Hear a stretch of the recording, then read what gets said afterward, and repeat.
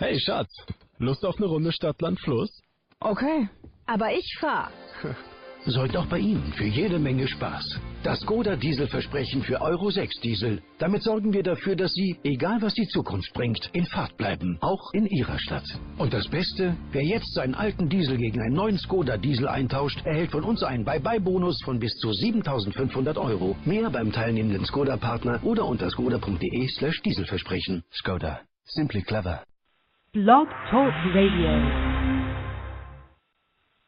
Hello, everyone. This is Chrism, and I'd like to welcome you to another conversation about your Kundalini awakening experience.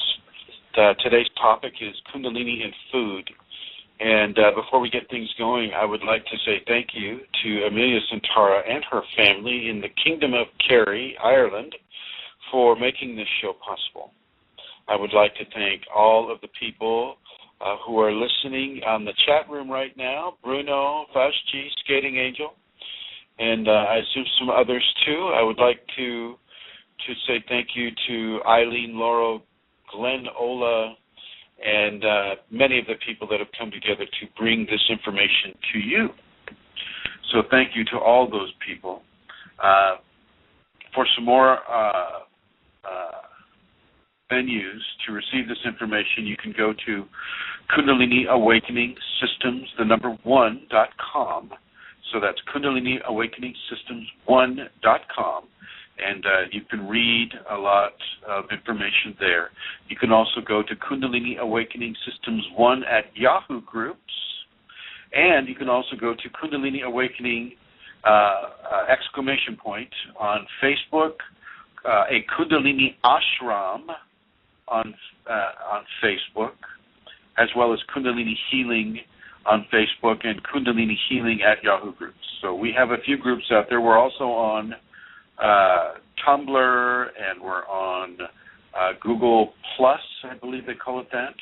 There's a group there. There's a group also on that one network that has to do with jobs. I think you guys know which one I'm talking about.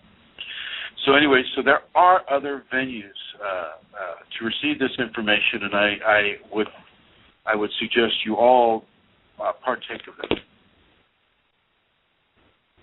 Excuse me, I had to sneeze. Let's see. Oh, boy. Anyway,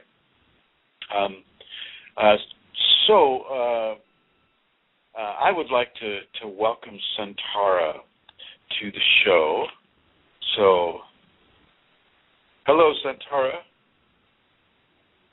Hello, Chrism. It's good to be here. I'm looking forward to the program very much.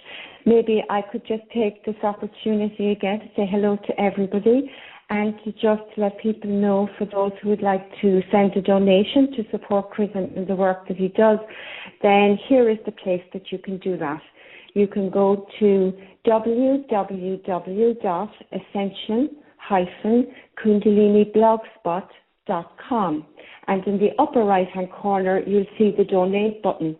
And it's very easy to use. However, you do need to have a PayPal account or a credit card to use it. So if that does not suit you, then alternatively, you can donate directly into Chrism's bank account by writing to me. I can give you the details. And my address is kundalinimatters@gmail.com. And just to give you the donate button address again, that is www.ascension-kundalini.blogspot.com. So thank you for listening, and it's good to be here, Chrism. I'm looking forward to the show. Hey, so you're out there in Mallorca, right? I'm in Mallorca, yes, a Spanish island in the Mediterranean Sea. We just arrived today, and it's just beautiful. The sun, the sea, the sand, oh my gosh. I think a lot of us would like to visit you there right now. It's gorgeous. The glistening sun is so beautiful. It's lovely. So now it's midnight here. It's midnight here in your 3 p.m. there. Yeah. Okay, well, then let's get on with the show then. Thank you, Amelia. All right, so this topic is Kundalini and Food. And this is going to take turns that you may not expect. Kundalini really isn't just concerned with what you take into your mouth. It's also interested in what you take into your eyes, what you take into your ears, what you take in through the pores of your skin, what you take into your heart. These are also vectors of food and nourishment for Kundalini. So you can see that all of a sudden the palette of options become incredibly expanded. And so all of this is Kundalini food, and all of it has an energetic signature as well. What you take into your ears has an energetic signature. What you take into your eyes has an energetic signature. You'll notice that the intestines and the brains are folded in a very similar way. Both of them resemble energetic coils. Okay? So when you take into your eyes, and what you take into your ears, and what you take in through your nostrils, also gets metabolized and digested in the brain. Okay? Just the same way that your food and its nutrients are digested in the intestines. So we're going to cover a large swath of this. We won't be able to cover all of it in the short time that we are allowed to do this, but we're going to cover as much as we can. I do want to take the time right now to put out the guest call-in number, which is 347-934-0026. 347-934-0026. Feel free, any of you, to call in. And it looks like Bruno is saying, hello, Kristen, Amelia, Eileen, and all the listeners. I'm cooking some stewed carrots with brown rice right now to really enjoy to the maximum this show about Kundalini and food. Well, there you go, Bruno. You go, boy. You eat that stuff. That is good. That looks like a very good meal. So let's get right into it. A lot of people look at the title of this conversation and go, oh, Kundalini and what I put into my mouth every day. Cool. We're going to talk just about that. And no, we're going to talk about a lot more than that. But we will start out with that. Yes, first of all, the Kundalini will control what it is you eat. If you already have the Kundalini, it will want to control how you eat. And I am going to suggest that you surrender yourself completely into the control of the Kundalini to organize how you eat and what you eat. Kundalini is the Maha, or the powerful energy within this context, not the ego. Not the ego, and not the higher consciousness either. Kundalini is the controlling force behind what it is you eat. And the scenario is very simple, is regardless of how you feel about a certain food, if the Kundalini doesn't want you to eat it, well, guess what? You're not going to be able to eat it. It will make you sick. It will make you so repulsed by that particular food that you won't be able to eat it. So let's just use the meat as an example. I know a lot of you are vegetarians who listen to this because you kind of adopted the ideology that, well, okay, in order to be higher spiritual, then I can only eat plants, and that is not true. People can eat pretty much anything that the Kundalini asks them to eat and still have a higher spiritual functioning. Okay. With vegetarians, they come on, they get the Kundalini awakened within them, and then all of a sudden they begin to crave forms of meat, forms of compact protein, chicken, fish, venison, beef, pork. I mean, the people will eat the meat that they're called to consume. And it doesn't mean that they are less spiritual because they're doing so. Everything on this world feeds upon everything else. and the assumption that plants don't have feeling, that viruses and viral colonies don't have intellect, bacterium and bacterial communities don't have feelings or intellect or the desire to live, that, they don't feel pain like we do, and they don't have the same freedom of will that we do. That's just human assumption. How many of you have talked to a viral colony? I have.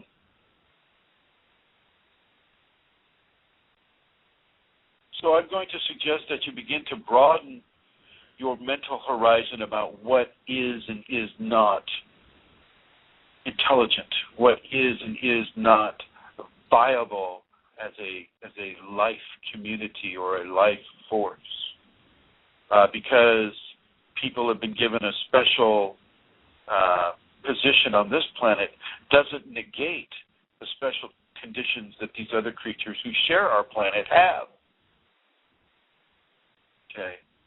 So when you have the Kundalini awakened and it is giving you the impulse to eat the meat, but your ego and your mental body has been so programmed against eating meat that you resist it, well, then you can become very sick and become infirm. And I want you to reconsider the programming that you allowed yourself to become part of. Vegetarianism does not mean ahimsa, because you are killing. You're killing a plant. You're killing the insects that depended on that plant for food. Okay? You're killing a life form. And there is no special agreement, that says, in any of these sacred books that says, oh, okay, you can do whatever you want, except in the Christian Bible, and I will challenge anybody's idea that Christianity is a good steward of the land. Let's just look at, all of the people that are being born to this world, the overpopulation, and let's look at Monsanto. I mean, a lot of those people, well, don't get me started on Monsanto. I'm going to suggest that you begin to readjust the way you understand ahimsa and the way you understand food on this world. It doesn't mean you go out and kill things indiscriminately just because you can. I'm not saying that at all, but I am really looking at it from a Native American standpoint, is where you must eat, and that is understood. You must eat, and therefore you will eat, and you will take life in order that you can incorporate that life into your life. So in a way, you're having them join the community of life that you are by eating them. Okay, and it's not a must, but I would just like to get this competition between spiritual vegetarians and spiritual omnivores off the table here. Omnivores, carnivores, herbivores, it doesn't mean you're more spiritual at all. I mean, it's just human ego that decides to place it into a competitive category. People that only eat meat can be just as spiritual as people who only eat plants and so on and so forth. So please understand that this is a Kundalini truth. Why do you think that the Kundalini, when it comes to people in their dreams and in their waking experience, as top-of-the-line predators? How many vegetables have you seen a snake eating? How many vegetables do you see a spider eating? Those are carnivores. Okay? And yet the Kundalini chooses these apex predators to represent itself to us, omnivores, as we climb our spiritual evolution. So there is something that is being communicated there. And so understand this as you eat your fish or your chicken or your turkey or your whatever. Kundalini is not against people who eat meat. And as a matter of fact, it will force people to eat meat sometimes. Sometimes there's enzymes and proteins within the meat of a certain creation that the Kundalini requires that person to eat. And I'm going to suggest that you eat it with enjoyment and gratitude for the living creature that has given itself so that it may join your community of life within you. You know, as the Native Americans would kneel over a deer that they had just killed and apologize for giving it any pain and honor it for its gift of life that it was giving to the tribe and to that community. I would suggest that all of you say that kind of a prayer over the plants and animals that you're eating. Show that level of gratitude. Show that level of grace and appreciation. Okay, so that was one of the first things that I wanted to get across, is there is no better or competitive nature between those who are vegetarians and those who are omnivores. Okay, both areas serve purposes, and not everyone has the same purpose or nutritional needs within a Kundalini context. Everybody's process is different. It's unique. Yes, there are many shared areas. There are many similarities. But essentially, the process in a person is unique. So understand that. Realize that. Know that you may be an omnivore, but your friend who you know is Kundalini active, they may be a vegetarian. One is not better than the other. They just have different nutritional requirements. Okay, so that's out of the way. What the Kundalini tells you to eat is what you eat. There is no judgment placed upon you for what your inner divinity tells you to consume. Now let's go right into some of the more expected aspects of this topic. Food. For those who are trying to awaken the Kundalini and they're in an awakening format, I always recommend a bottom-to-top vector or approach to the awakening of the Kundalini. And so this takes us from the first chakra to the second, and then the third, and then fourth, 5, 6, and 7. Yes, I do operate from a 7th chakra understanding. That is how it's come to me through those levels of understanding, and I'm very comfortable and I feel somewhat competent in the understandings of the chakra matrix upon the human system. With the first chakra, I'm going to suggest that you eat root vegetables, as the first chakra is the root chakra. So I'm talking about carrots. I'm talking about jicama. I'm talking about potatoes. I'm talking about red beets, and I stress the red beets. I'm talking about that wonderful some of the stuff I don't eat because I'm just not called to eat it, but radishes are also a root vegetable, and they have that red on the outside and white on the inside. Many different root vegetables are out there that exist, and I'm just naming a few of them. But any of them that are organic, number one, always eat organic food if you can possibly set it up. Just make sure that sometimes the I was noticing this the other day. In a grocery store here in Northern California that I probably shouldn't mention. What they do is they try to make the organic section look so dirty and so terrible and so unappetizing, unappealing. And then right next to it they put the conventional toxic food, the non-organic GMO Monsanto toxic food. They polish it up and they have that layer of wax on it, and it's so clean and bright and shiny compared to the organic section. And it's like they're purposefully trying to program you away from the organic food section.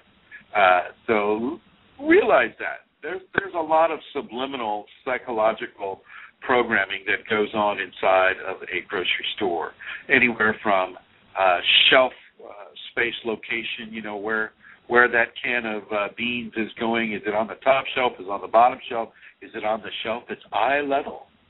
We see that the producers, I'm not absolutely sure, but I think they're paying for a certain shelf placement. And so understand the programming that happens in your local grocery store. And go to a place, if you can find a place, go to a place that has a good organic section. And I understand you'll pay a little more for that, and I will suggest that it's worth it. It's worth it. If you can go online and you read about some of the GMO corn and what it's done to some of our young people as far as immediate food allergies, and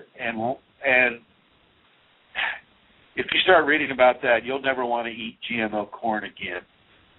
If you put a bowl of GMO corn next to a bowl of organic corn, and you ask a cow or a horse to choose which one they want, they will always go to the organic corn. I mean, let's take the clue from nature. And I know, I'm probably talking to the choir here about organic food, but that is what your Kundalini will steer you towards. The cleanest food possible. Now, if you're living in a city and there is no organic outlet, well, then you just do the best that you can do. If it says no pesticides, no GMOs, then go with it. Go with no pesticide. Go with no GMO. Read the packaging of the food that you eat. Read the box out that often when you're buying food at a grocery store, they will tell you what farm that came from, what ranch that came from. And let me tell you, I farmed for 14 years in Northern California, Yolo County, and Sutter County. And I know the level of pesticides, herbicides, fungicides that are sprayed upon commercial toxic crops. Okay, I know, and they do it by airplane, and not only do they wipe out almost the entire environment around the food crop itself, but they also, because they're so indiscriminate with the application, that they wipe out natural areas where natural fish and natural creatures are also striving to live. And it's just a really it's an unfortunate situation that humanity is foisting upon the natural world. Also, that they can get a tomato at a cheap price. So do not eat conventionally farmed food if you can help it. And that goes the same with any of the meat products that you may consume. Get it organic. Get it free range.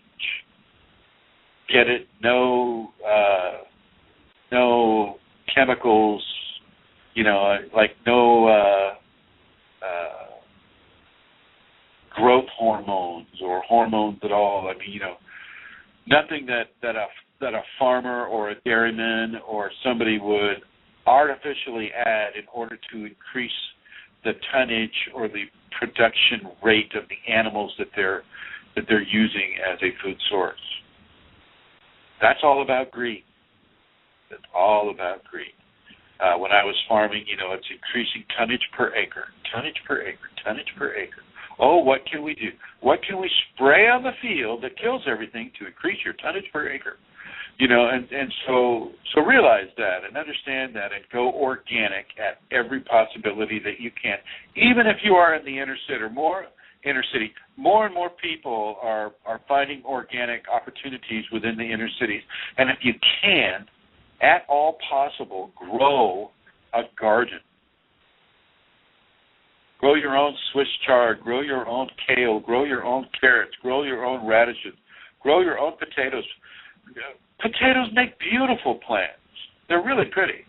and so do pumpkins and squash, and I've got 2 melon plants out there right now, along with some kale and some Swiss chard and some strawberries and some, I have a small garden myself, and I'm walking that talk. I am walking this talk, and I'm going to strongly suggest that you, if you can at all do it, even if it's on the balcony of your apartment, grow some food that you take care of, that you get your hands in that soil,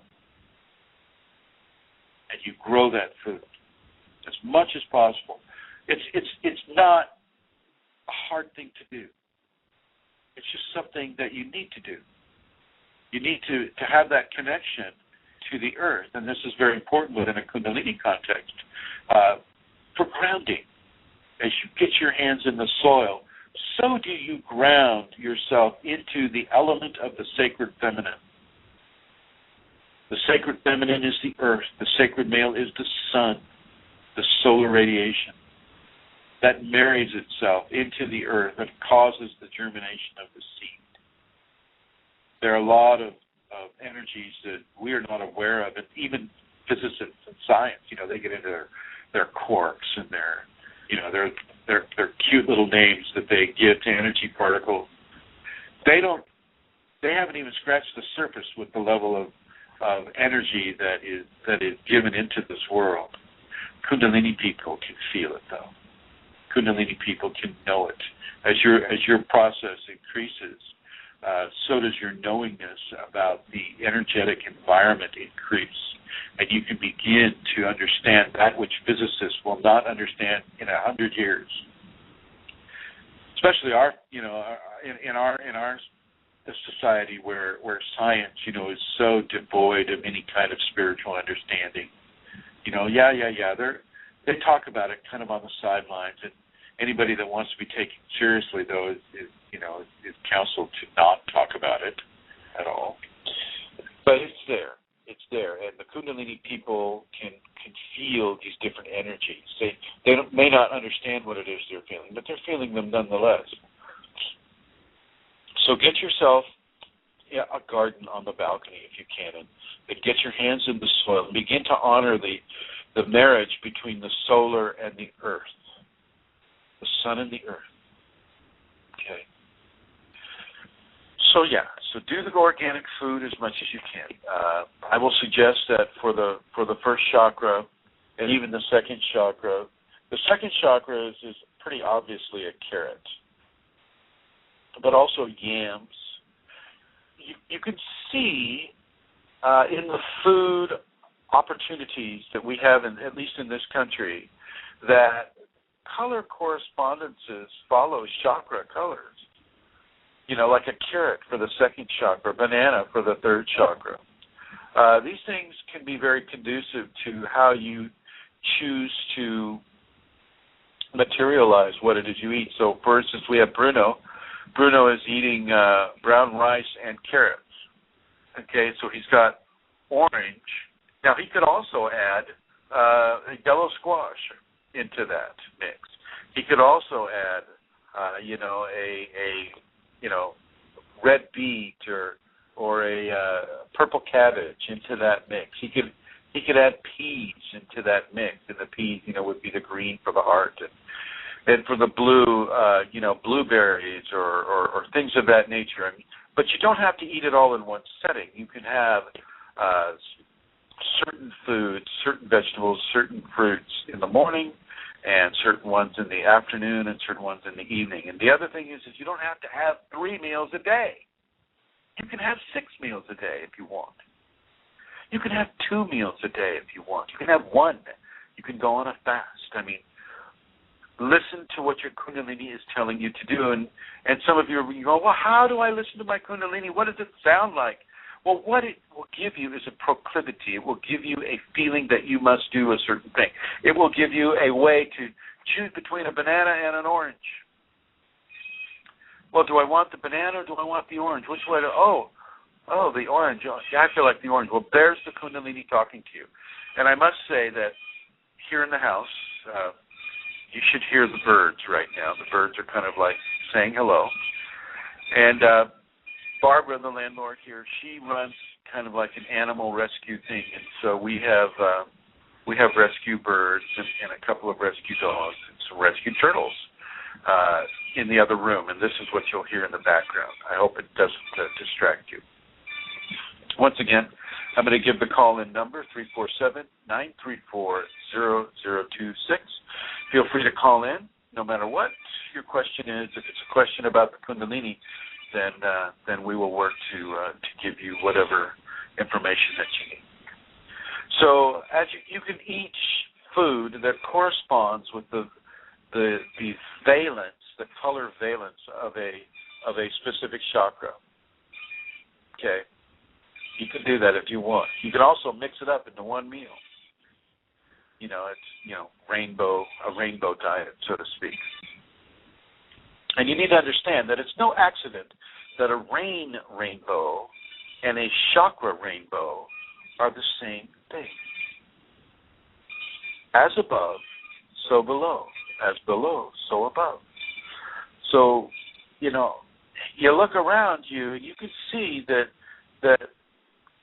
it is a natural process for you to have the Kundalini, to have your spine as a rainbow, and to support the food or the digestive system that has a different color. So, for instance, you can eat an apple for the root chakra. You can eat, a radish. You can eat a red beet. You can eat any of these things.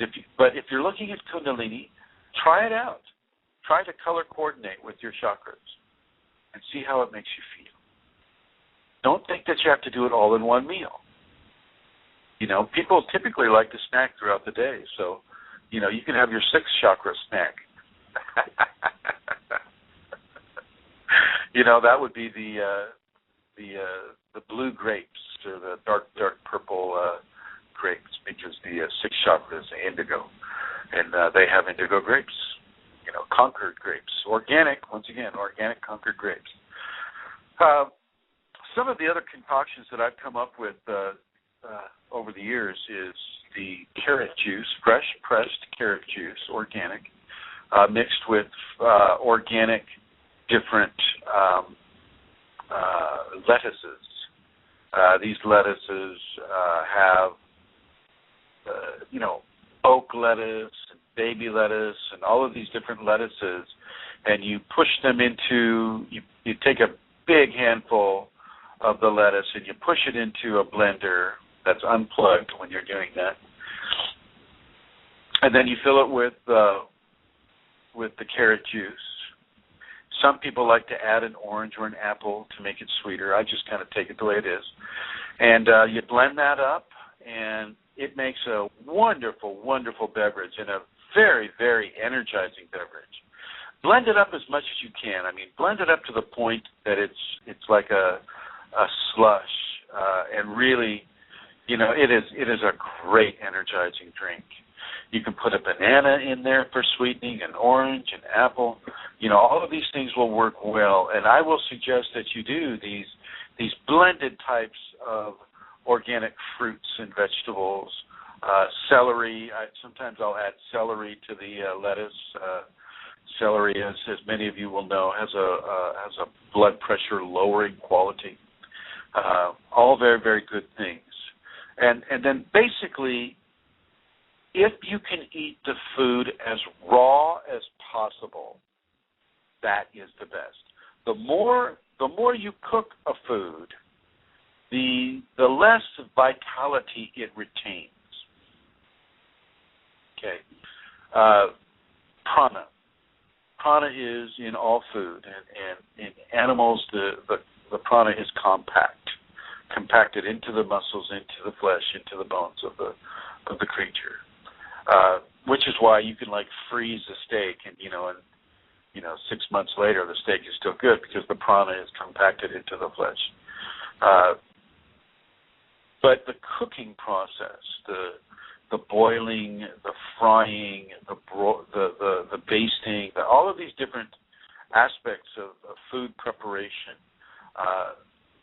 will leach the nutritious aspects of prana out of the food product. So processed foods have a far lowered percentage of prana in them than natural raw food. Raw food really is the way to go. And I'll admit it myself. Here I live in Sonoma County, cornucopia of all these different organic foods. Well, it doesn't matter where you live. You have to have the means in order to get certain foods, and so, with that in mind, you try to get as raw a food as you can. You eat that celery stalk. That's a good one. Eat that raw carrot. That's a good one. Apples. If you can get those organic produces within your area, then really, really do that. I just finished driving Eileen across the country, and we noticed that there's a real paucity of organic outlets in much of the inner states of the United States, and I've also traveled into England and France and a little bit into Germany, and Germany and France can give you some organic options. One of the organic options that I would suggest that you partake of from France would be www.florisens.com. www.florisens.com, and be prepared to read French. And this gives you some of the food preparations that Hildegard von Bingen put together in the 10th century. And I will recommend those foods as well. Lots of spelt and lots of some very, very, very nutritious and Kundalini-oriented food products. And some recipes were really developed well by Hildegard, St. Hildegard, and who definitely had the Kundalini. If you look into any of her history, it's a classical Kundalini awakening right down the line.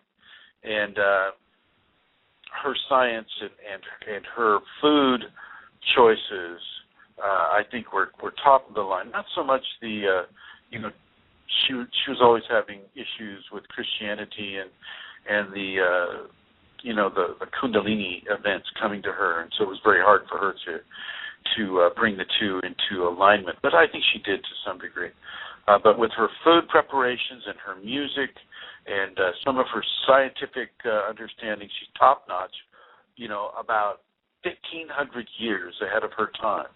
So look, in the country that you live in, go onto the Internet and look up foods of St. Hildegard, and or St. Hildegard recipes or things of that nature, and look very seriously at that, and look at how you may be able to replicate some of those recipes in the here and now for you and your Kundalini experience.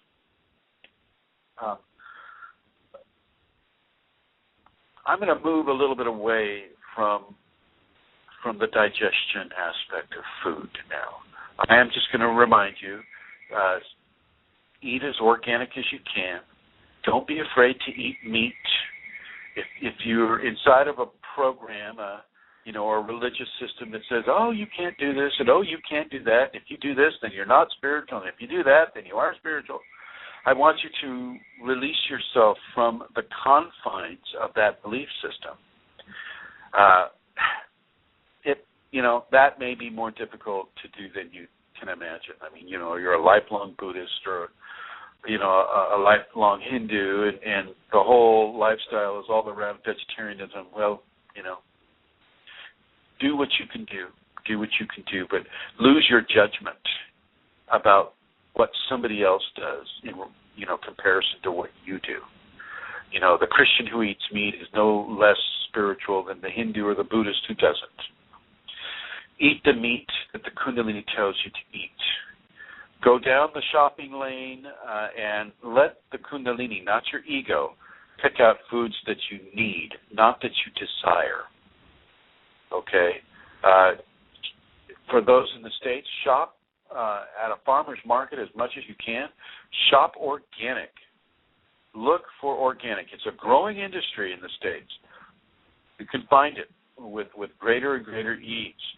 Get up earlier in the morning and go out to that farmer's market and get the produce from those natural farms, not from the big, huge conglomerate commercial farms that use Monsanto products.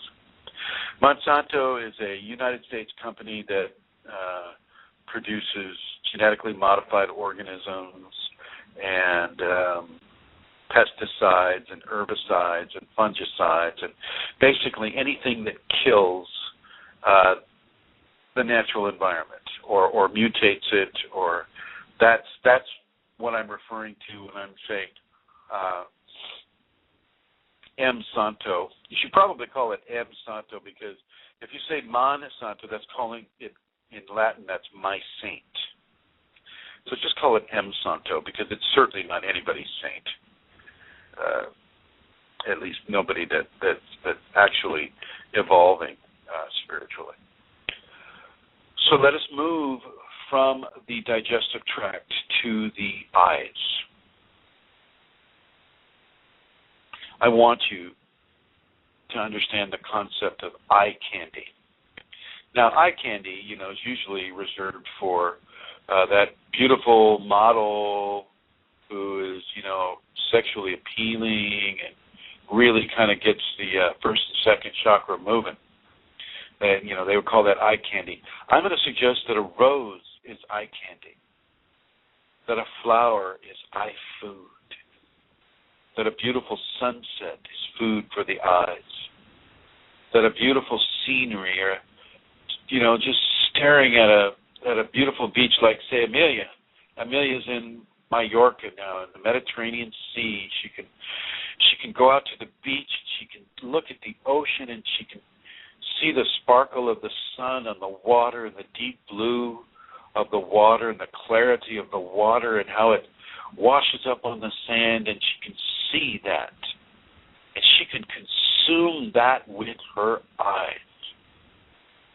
That is as important a food as anything that we're putting in our mouths. It's a very, very important food. And I want you to understand that. And so I would like you to fill your eyes with beauty.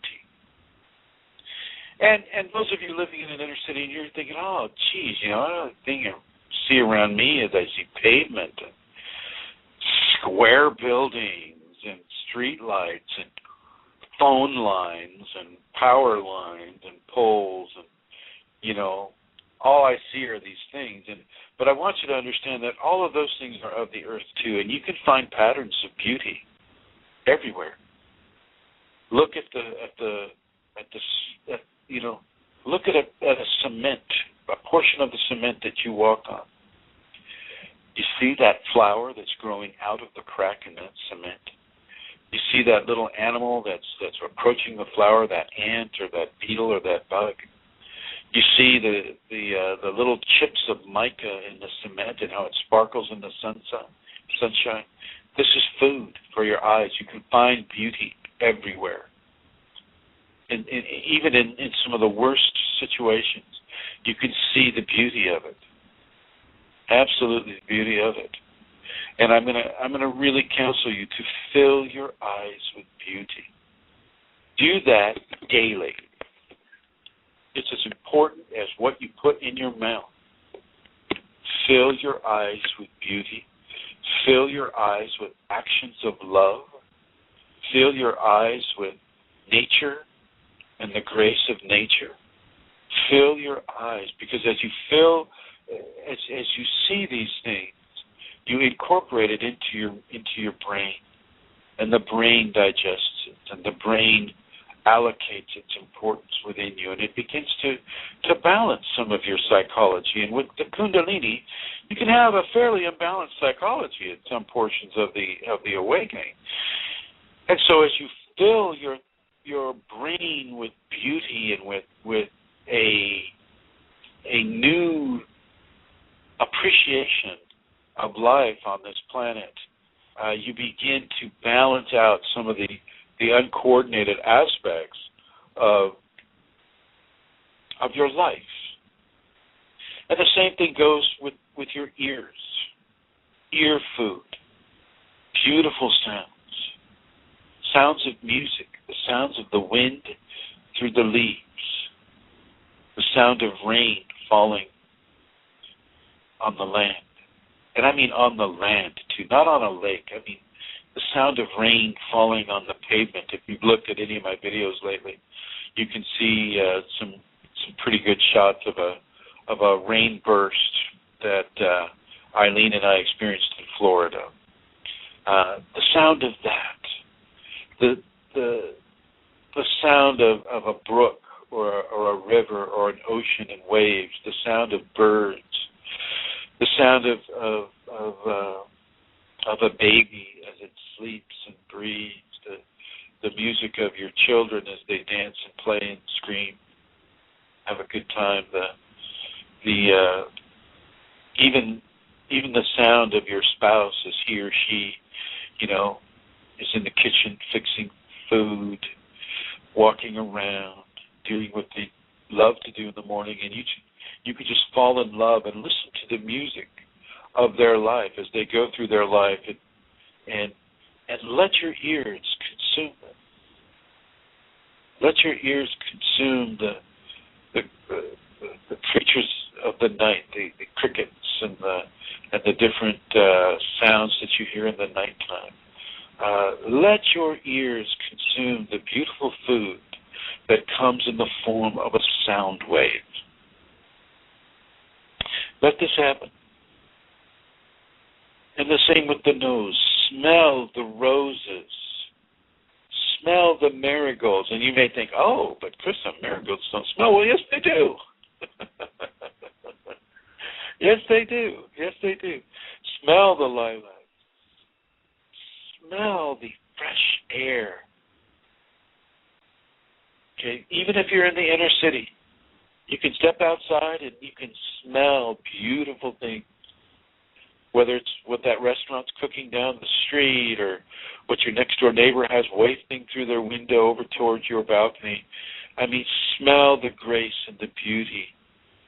Go out and pick some rosemary and smell the rosemary. If you don't have that available, go to a store and buy some flower essences and smell them. Fill your house with beautiful scents. Aromatherapy is what they call it, and it's a real deal. If you live with a good smelling, fresh air quality within your house, well then another portion of your psychology has been positively influenced. And because once again you have the Kundalini, everything is being expanded and amplified by the Kundalini.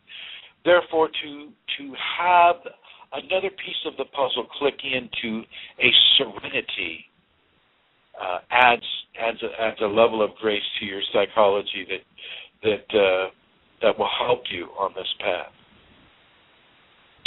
So listen and consume food. Smell and consume food.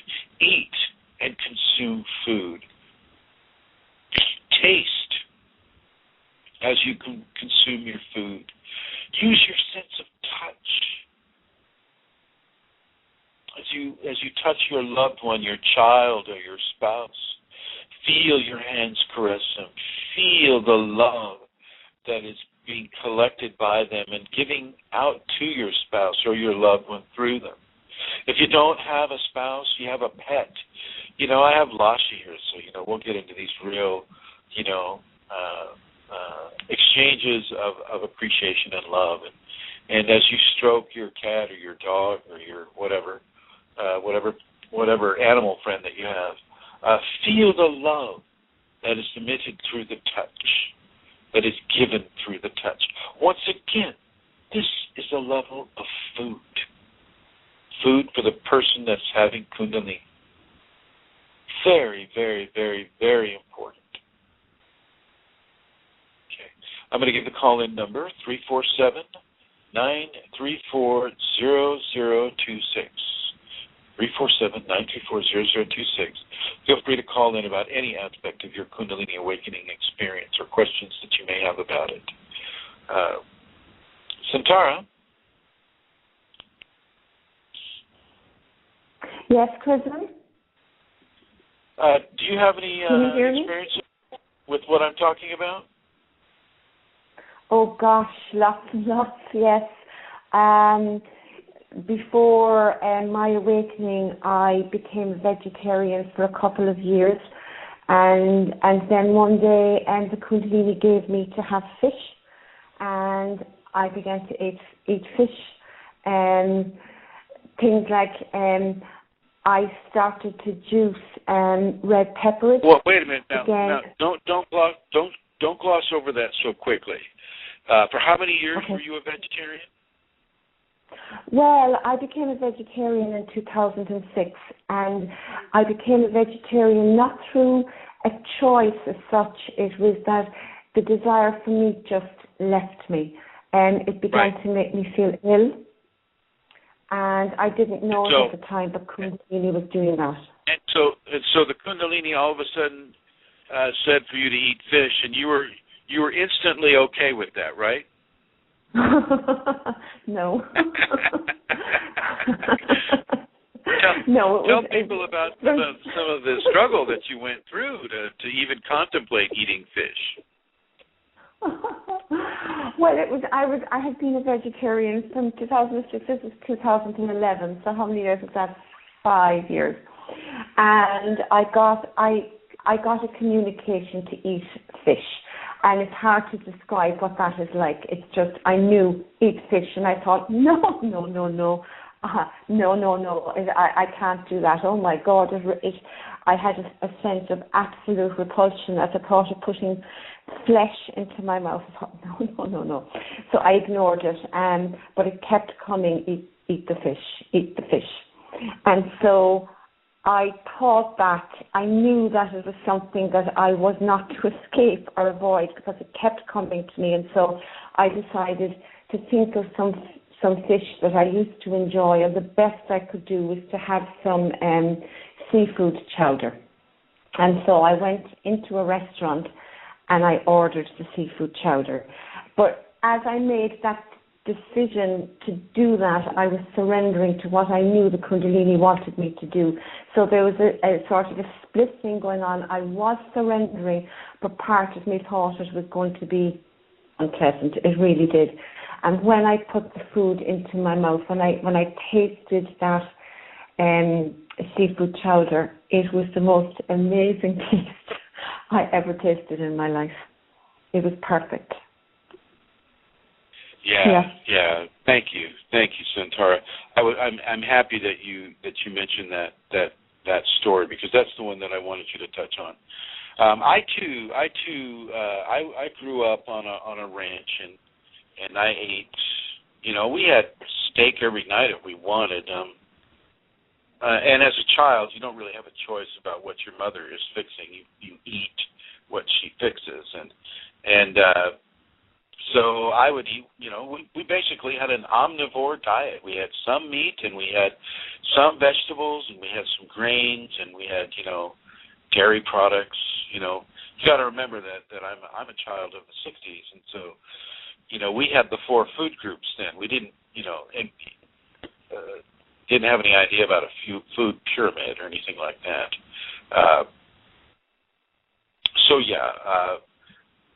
When my Kundalini came, I was off the caffeine, I was off the sugar, I was off the meat. I was pretty much strictly vegetarian, not vegan, however. I want you to realize that. Vegans will basically kill you before your time to become a vegan or vegan, V-E-G-A-N. Veganism is not a good thing. You are missing out on vitamin B12. You are missing out on a lot of different things. If you have to go vegan, then I would suggest that you eat vegan but have kefir, K-I-F-I-R, and drink the kefir along with whatever vegan thing that you're doing, because this will provide you with the B12s and a lot of the vitamins that you're not getting because you have some ideology about what is more spiritual food consumption than another. I mean, it's an unhealthy extreme, and many of the vegan people develop a level of paralysis because they deprive themselves of vital nutrients through their ideology of what food is to them.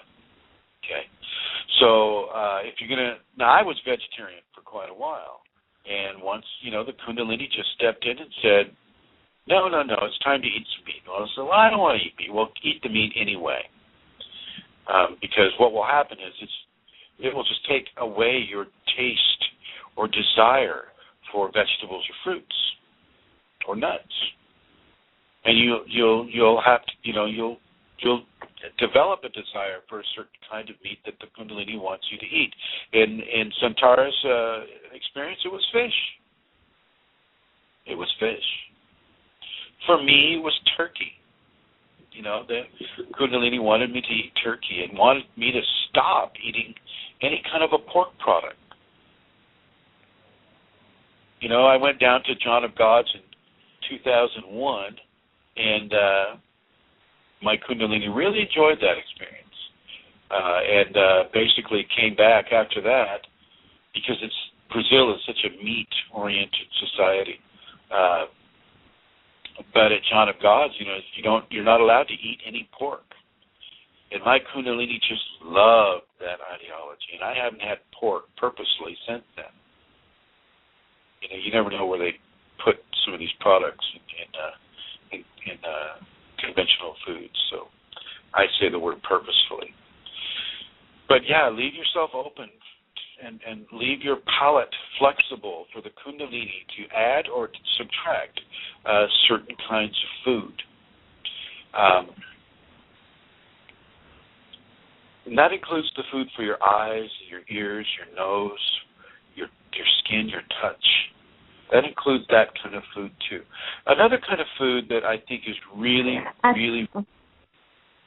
Yes, hello. No, hello. I was going to say, Prison, actually, I was just thinking there that, the way you've been saying food for the eyes, well, in the same way that we take, we choose our food, we choose not to eat food bad, good for us. I have found as well that with my eyes and really, I stopped looking at particular types of films and stopped reading particular types of books and things like that in the same way. Do you know what I mean? Sort of. The clarity is... No, what I'm saying is... what I'm saying is that, with our eyes as well, we would choose not to go and look. I would have chosen not to watch particular films that would have been good for me. Right. No, absolutely. Yeah, you're correct. I was just actually leading up to that. So you don't go out of your way to stimulate endorphins by watching a horror movie or something like that. That is not good food for your eyes. And actually, the next aspect of this that I was going to introduce is your fantasies and your imagination and the inner speak, the conversation that you have with yourself. Let your fantasies be fantasies that reflect happiness and joy and yes, of course, excitement and things of that nature, but do not let your fantasies really capitalize too much on hurt or negativity. There is enough hurt and negativity to go around in this world. There is no supply issue with negativity and terror and hurt and hardship. That's a fairly common thing on this world. So take the other route. Go towards the beauty. As Santara mentioned, don't go to a movie where you're going to see a lot of horror type, fantasy type elements in it. not good food for the Kundalini person. And I'm not saying you got to go see Bambi all the time, even though Bambi is somewhat of a horrific cartoon. I'm not saying that you can't go and see exciting movies, and even movies where, you know, people are offing one another. Go to a movie with me sometimes. Oh, my gosh. Sometimes I've made some pretty nasty mistakes with Kundalini students with regards to movies. But for the most part, a lot of the movies that I see reflect what's going on in the world around us, somewhere in the world. And we need to accept all aspects of human nature, even some of the more ferocious and i.e. violent types.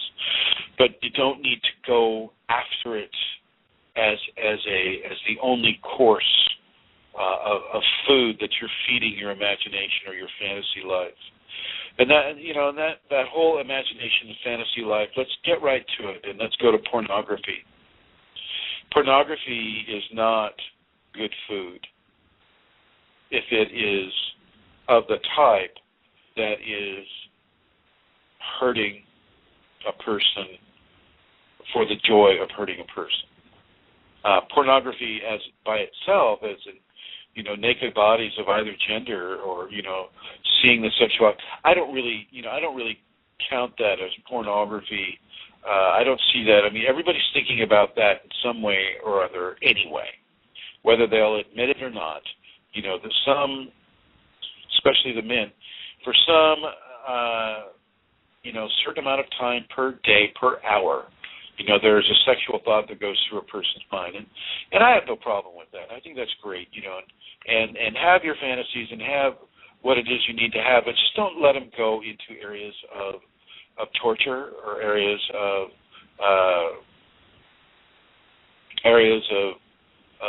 inflicting pain upon another person, or receiving it, or having it inflicted painfully upon you.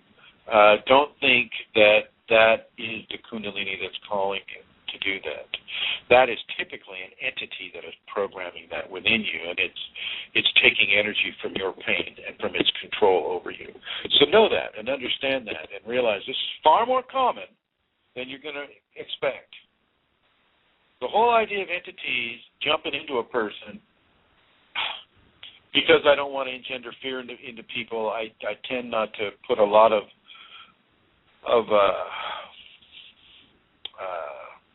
attention on it. But it's a fairly common thing in the populations here, and it's nothing to be afraid of. Nothing to be afraid of, but it is something for you to control. Your body belongs to you. Your mind belongs to you. Your consciousness belongs to you, and nothing else except one thing, and that's your Kundalini, and that also belongs to you, and you belong to it. Kundalini is not some little psychic event saying, oh, I got Kundalini now, I heard somebody's thought. No. And as those of you have it, you understand this. So when you're fantasizing, direct your fantasies into areas that, first of all, you enjoy, number one, and number two, areas that you can enjoy that support the awakening process within you. As I said before, I don't feel that pornography of either gender is bad unless it's not life affirming. Okay, if it's just, well, it's hard to say. Sometimes people need to go through that in order to receive specific teachings and understanding. I get it. But I just want you to do your best to consciously formulate fantasies that you feel are more healthy and nutritious for your body to consume. You got to remember that fantasies and thoughts of that nature are also food for the mind food. Okay, and as your mind eats the food, so does it become the food that it eats. So consider that. This is all part of Kundalini and food. Kundalini doesn't just deal with one singular consumptive body. It's dealing with 5 consumptive bodies. So you need to understand that. Fill your Kundalini plate or dinner table with beautiful music, with tactile love, sitting next to that person or the friend that you have. Fill it with love, food for the heart. Okay, make it beautiful visually, food for the eyes. Make it smell really good, food for the nose. Make it taste really good, food for the mouth, and nutritious. You know, and then let's go into some of the other senses. Project levels of love onto the food through your Kundalini abilities, your Kundalini grace. Empower that food with pranic explosions given from your Kundalini to you and from you to that food for everyone. Give that food the appreciation and the gratitude for the life that it's giving and for the community of life that it's joining within you. Be thankful for that food. Be thankful for those areas. Be thankful and have much gratitude for the life that is being given that you may have life. And I mean the life of the plant, the life of the animal, the life of the seed. Be grateful for that life that is allowing you to live. Make sure that the food on the table is as organic as possible, or the produce of your own garden, as much as you can make it. Do partake of the dark green leafy vegetables.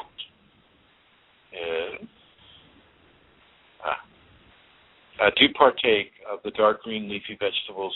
Do partake of the colored varieties of fruit and vegetables. The yellow corn, the orange carrot, the orange citrus.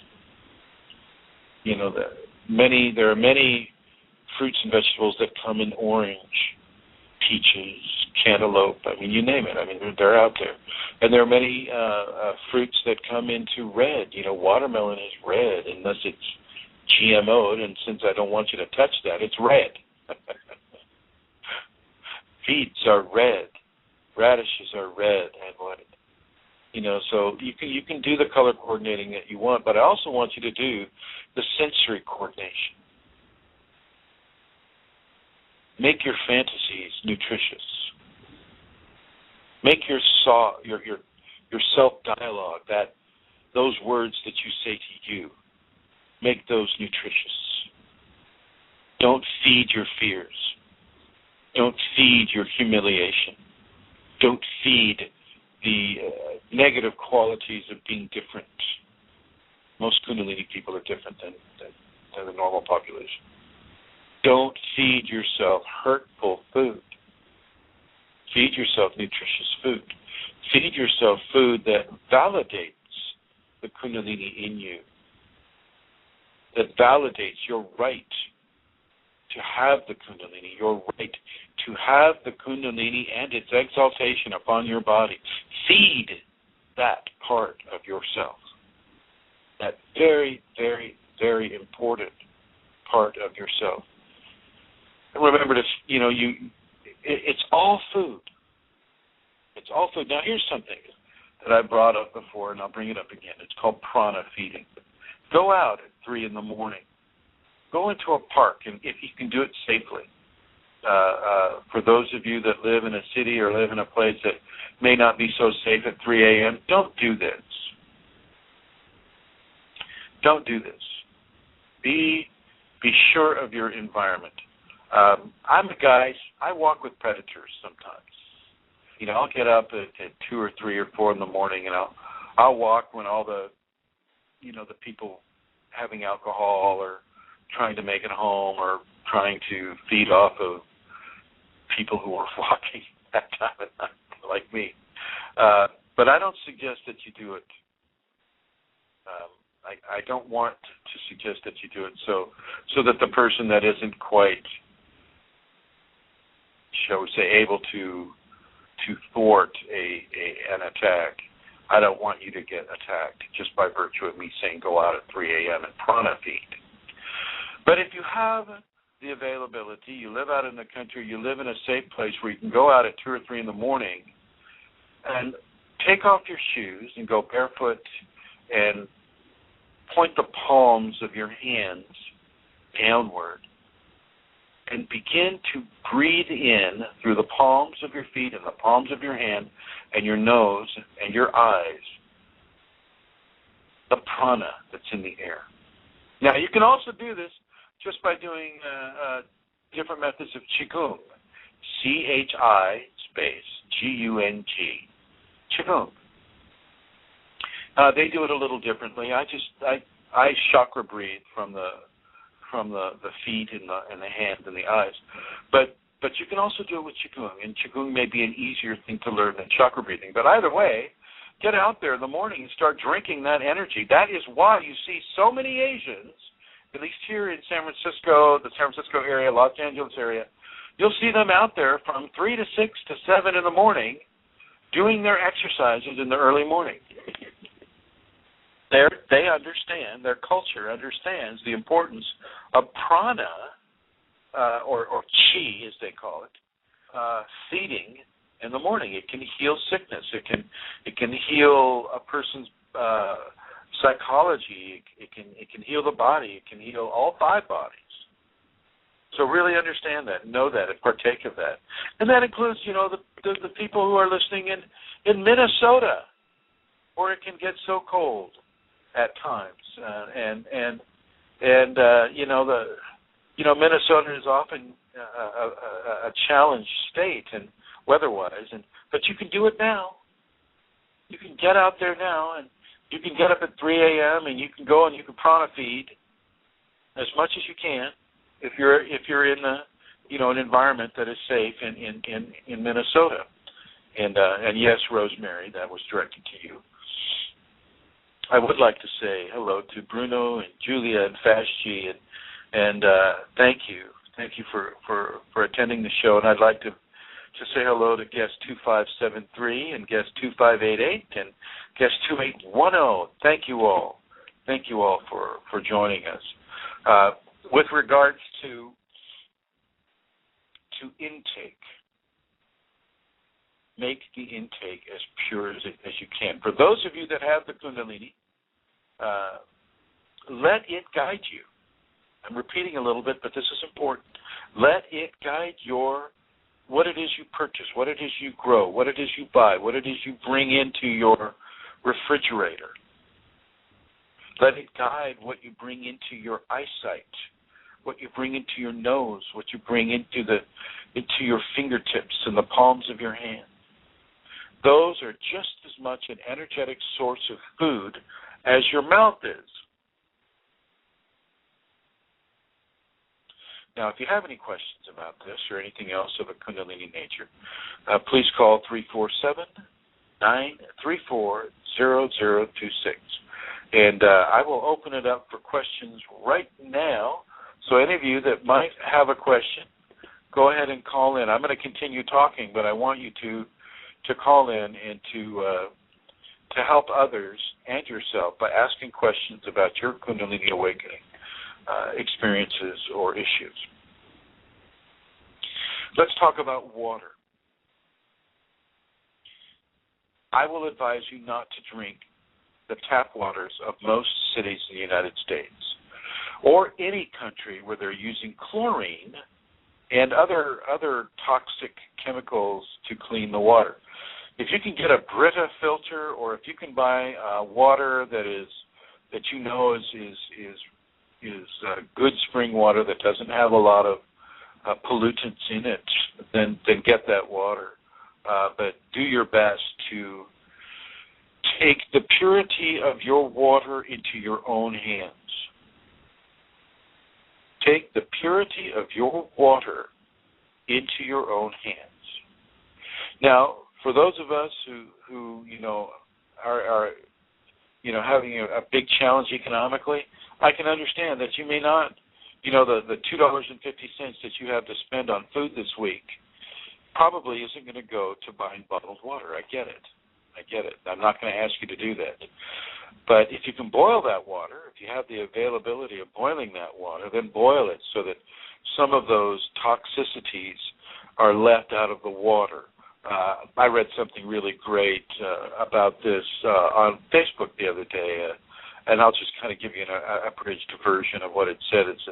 It said in Auschwitz, Hitler added water or added fluoride to the water, and he found that it made people manageable, it made them docile, it made them, in a way, very diminished intellectually, and he didn't really care whether or not they had cavities in their teeth. And so what is it that we're doing in our major metropolitan areas here in the United States and other countries? What is it we're doing? We're putting fluoride in the water. And why would we be doing that?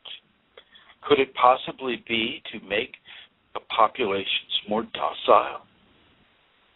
To make them less aggressive, less intellectual, so that they will just get up, get dressed, go to work, come home, get undressed, go to bed, get up, get dressed, go to work, come home, go to bed. Don't drink the toxic waters if you can help it. Do pray to your water. So if you buy a bottled water, set it up there on your little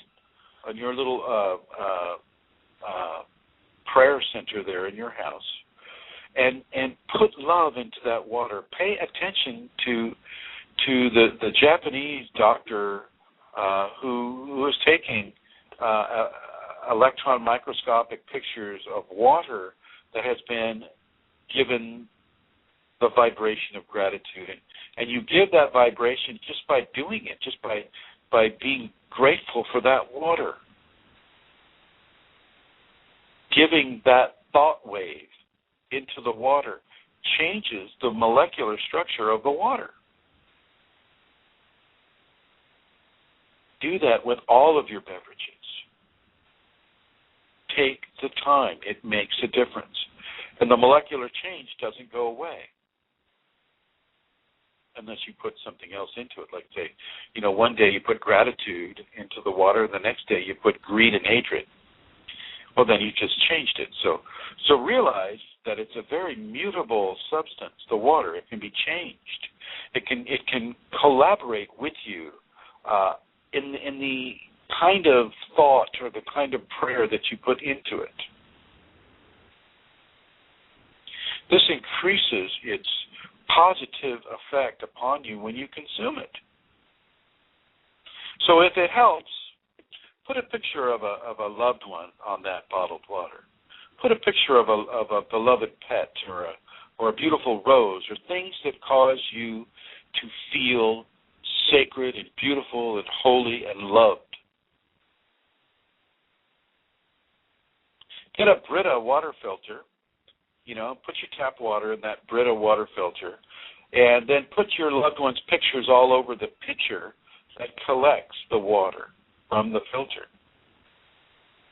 So that every time you see it, it sparks a love in you, a nutritious love in you. And so you basically have changed your water into a liquid of love. Much like what the Kundalini comes to people in. You've heard that the warm liquid light of love. I believe an author coined that term to describe the Kundalini as it comes up the spine. You change the water that you drink into a loving beverage, a beverage that is, once again, as it enters your system, it begins to change you change the water in your system simply by thinking that way. You change the water in your system thinking loving thoughts. So the water in our system, which we're about 78% water, gets changed. But it's harder to hold on to that thought. We have so many thoughts coming through our mind, and so the level of how long it lasts will vary for us. But if you have the setup in your refrigerator on your counter where you can place a beautiful love thing, picture, smell, on that pitcher or on the container of the water, well then every time you see it, it just brings you right back to that. So there's a level of consistency that's given to that. You can also do this with the watermelon too. You can do this with anything that has water in it. You change the water, then you change the energetic signature of that which is around the water. Water is life here on this planet. Without water, you don't have much life. So change the water by programming it with your thoughts, by programming it with your, how it is you want that food to affect you. And I'm going to say change it in a positive way. Change it in a very, very, very positive way. And use these little symbols. It's like a photograph of a loved one or a photograph of a beloved flower or any kind of a thing that brings joy into your heart when you see it. And put that picture on that container of fluid. Do that. And that will change the atomic structure of the fluid in that food. Okay, so I'm going to wrap this program up right now. If you need to reach me for any reason, you can reach me at KFire4All. That's KF as in Frank, I as in iPad, R as in Robin, E as in Eileen, F as in Frank, O as in Oscillate, R as in Robert, ALL, A as in Apple, L as in Love, L as in Love. KFire4All at yahoo.com. And feel free to join any of the groups that I've mentioned to you. Feel free also to listen in the archives. I'd like to say hello to everybody who's lasted this long in the archives. Hello, archive people, and thank you for listening on the archives.